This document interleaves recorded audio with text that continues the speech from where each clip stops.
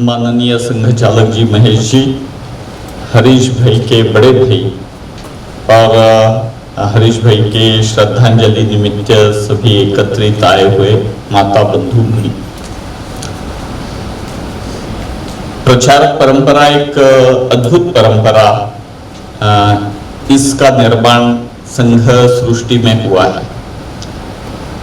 हम देखते हैं कि लगभग 1942 से ये परंपरा चली है। अब तक न जाने ऑफिशियली 1942, वैसे देखा जाए तो उसके पहले भी प्रचारक इस नाते, लेकिन प्रचारक नामाभिधान ये मिला 1942 में। और वहां से लेके अब तक इतने वर्ष हो गए, ये निरंतर प्रक्रिया चली, एक श्रृंखला है।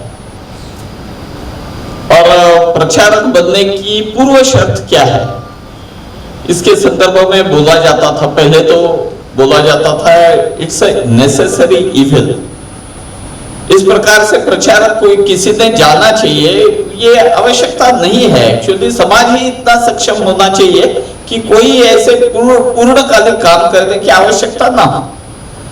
लेकिन समाज की स्थिति देखकर किसी ना किसी ने तो इस प्रकार का काम करना चाहिए, इसलिए ये आवश्यक था, नेसेसरी था, but it was evil. And और अपने बाला साहब देवरस तृतीय संघ चालक वो बोलते थे, द प्रचारक परंपरा it has become more and more necessary and less evil. तो समाज की आवश्यकता अनुसार इसकी आवश्यकता और भी ज्यादा बढ़ने लगी, और गुणवान और अच्छे प्रचारक चाहिए।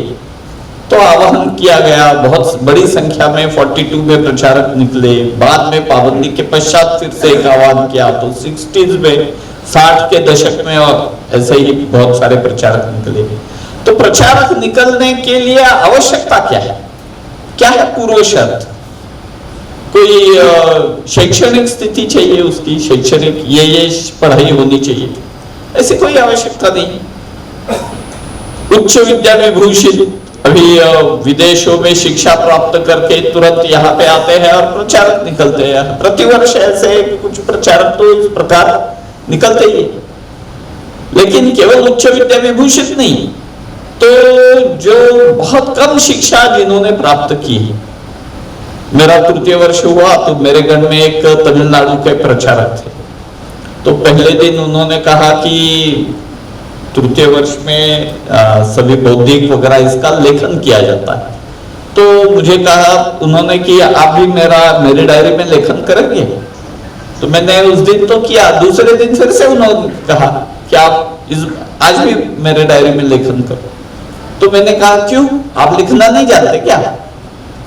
तो बोले हाँ बिल्कुल, मैं तो लिखना नहीं जानता। तब मुझे मालूम हुआ कि ये प्रचारक निकले तब तो बिल्कुल अशिक्षित थे, अब धीरे धीरे थोड़ा थोड़ा लिखना पढ़ना जानने लगे। तो यहां से मतलब उच्च विद्या विभूषित से अशिक्षित तक सभी प्रकार। सांपत्तिक स्थिति कैसे? तो अशोक जी सिंघल तो एक संपन्न घरों से आए थे। वहां से लेके बिल्कुल कुछ प्रचारक तो ऐसे हैं जिनको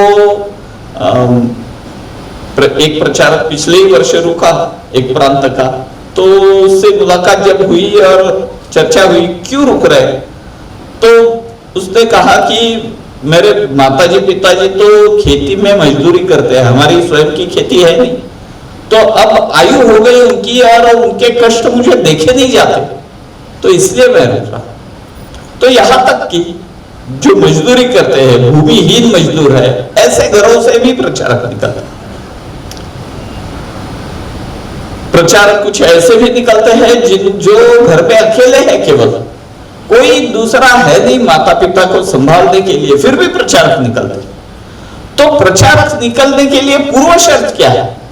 तो केवल एक ही पूर्व शर्त है, मातृभूमि के प्रति प्रेम। बस ये पूर्व शर्त है, तो बाकी सारी कमियां भी, प्रचारक तो परिपूर्ण तो है रहता नहीं है, व्यक्ति एक सामान्य व्यक्ति है।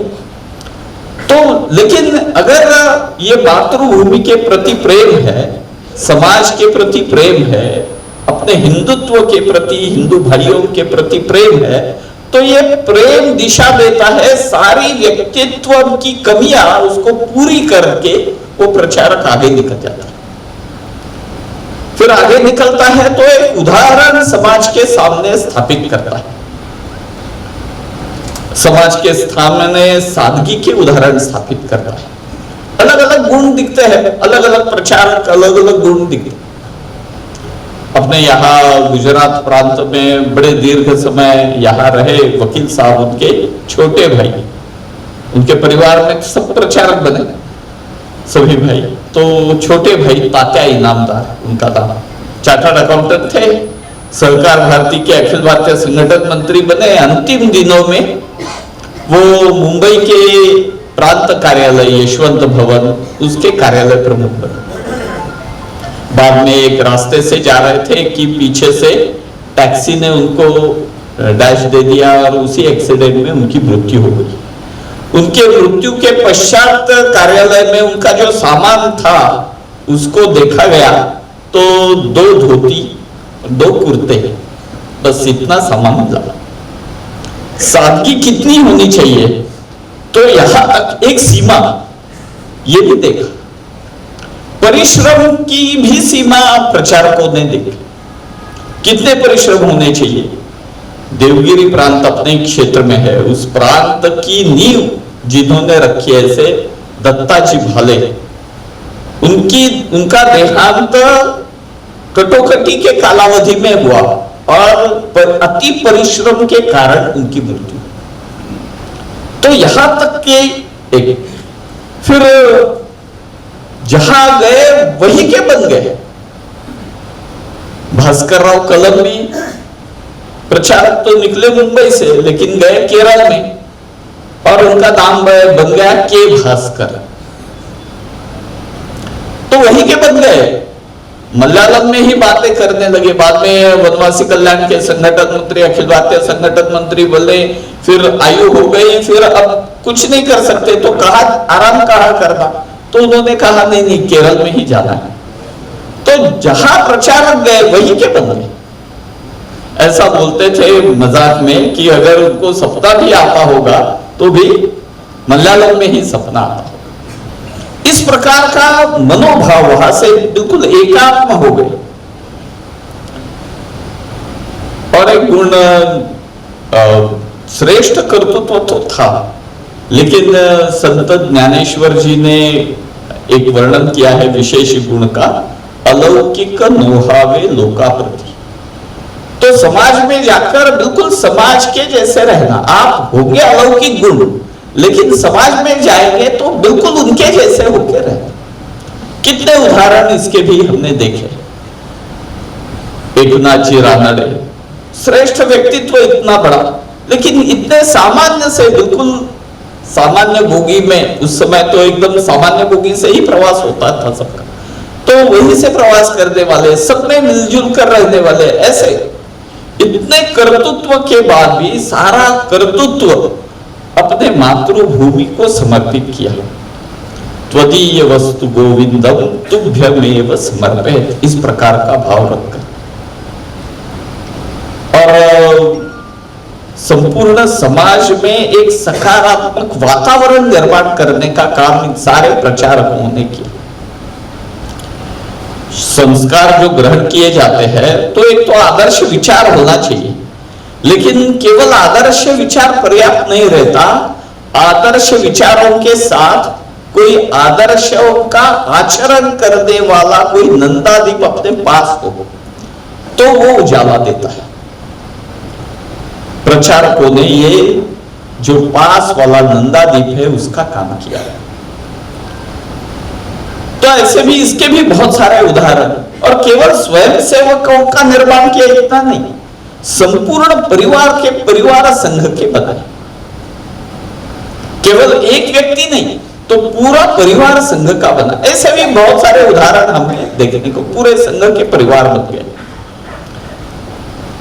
श्रेष्ठ मनस्थिति कैसे बनती है, जैसे हरीश भाई ने मृत्यु के पश्चात भी देहदान किया। तो मुझे याद है एक प्रचारक ऐसे ही बीमार थे और उनके दूसरे मित्र, दूसरे प्रचारक वो मिलने हॉस्पिटल में गए और उनके बीच में संवाद चल रहा था। संवाद पूरा होने के पश्चात मैं उस हॉस्पिटल में जब गया तो जो नर्स थी वो इनके बारे में पूछ रही थी, ये कौन है, इस प्रकार कैसे बात कर सकते हैं, इतना अद्भुत कैसे हो सकता है, कोई व्यक्ति स्वयं के मृत्यु के बारे में इस प्रकार सोच कैसे सकता है। तो मैंने पूछा नर्स को क्या हुआ ये, तो उन्होंने बताया ये दोनों मित्र है, ये बात उनको मालूम नहीं, प्रचारक वगैरह कुछ मालूम नहीं, ये पेशेंट है बस और उनके मित्र है।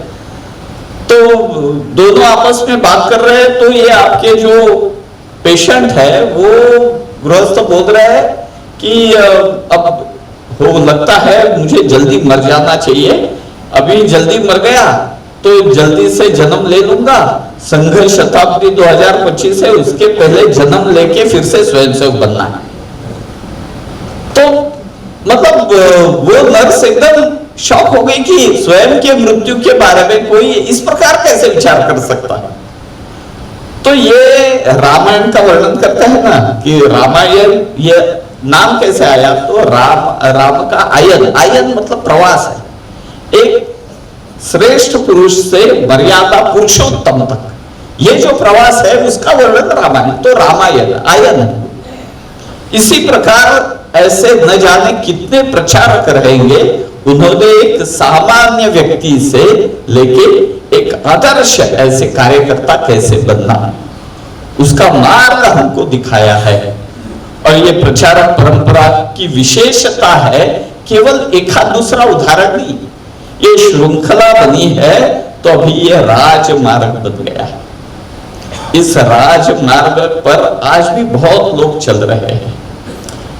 हरीश भाई जैसे प्रचारकों का जीवन, ऐसे सभी विद्यमान प्रचारक और विद्यमान गृहस्थ कार्यकर्ता सभी बंधु भगिनी उनके लिए इस प्रकार का आदर्श प्रस्तुत करता है कि अपने जीवन में एक सामान्य व्यक्ति से एक आदर्श कार्यकर्ता तक का प्रवास कैसे व्यतीत करना। इसलिए हमारे यहाँ बताया गया है, शिवो भूत्वा शिवम यजेत। अगर शिव की पूजा करना है तो स्वयं शिव बनकर ही शिव की पूजा की जा सकती है। हरीश भाई जैसे प्रचारकों को अगर श्रद्धांजलि अर्पित करना है तो हरीश भाई ने जिस काम के लिए संपूर्ण जीवन लगाया, परिश्रम किया, उस कार्य को निरंतर करना और गति से करना, यही हरीश भाई के लिए श्रद्धांजलि हो।